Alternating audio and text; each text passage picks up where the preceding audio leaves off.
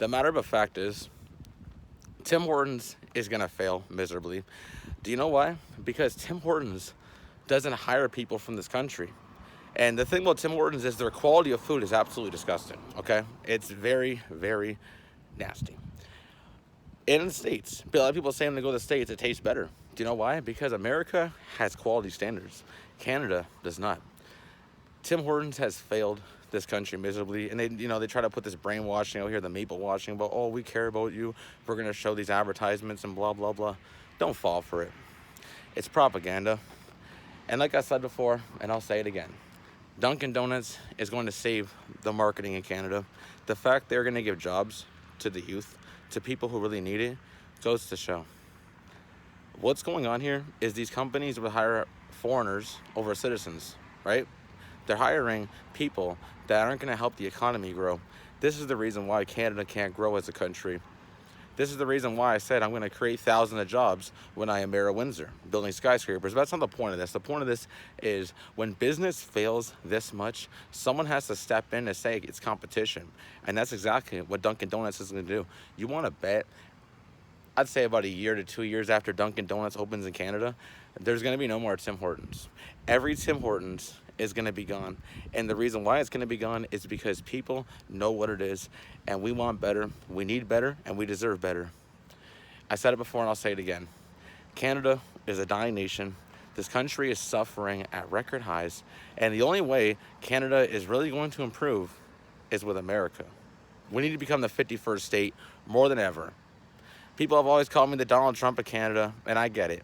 I'm the realest one out here. I speak the truth, and I don't hide facts from anybody. But the matter of fact is, the amount of lying and deception and misinformation that the government has done to people needs to be studied.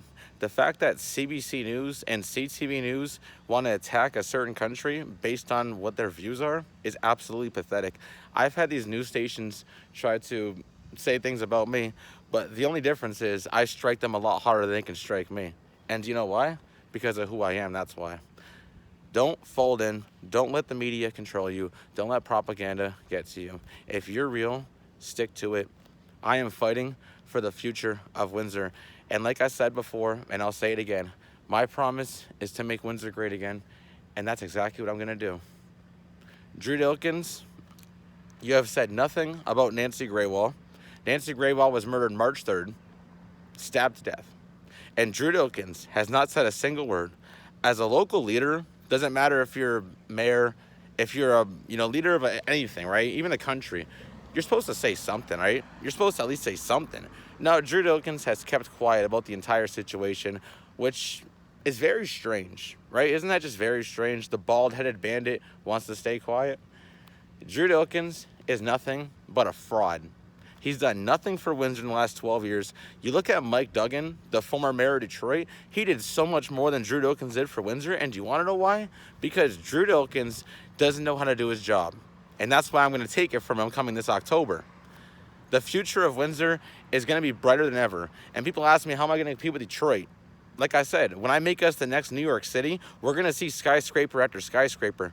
We're going to be a city that brings in hundreds of millions of dollars, has thousands of new jobs coming in, and tourism like nobody's ever seen before. I promised to honor Nancy Graywall, build her a 200-foot statue on Detroit River, and that's exactly what I'm going to do. This poor woman suffered so much, and you know what? Her legacy deserves to be honored. And the fact that Drew Dilkins said nothing is very, very strange, but you know what? Doesn't matter. What matters is the future needs hope. And with hope, we can have more of a promise. We can see more bright things coming. And that is what the world needs. The world needs better. So, October 26th, vote Tristan Tamarense for a better future.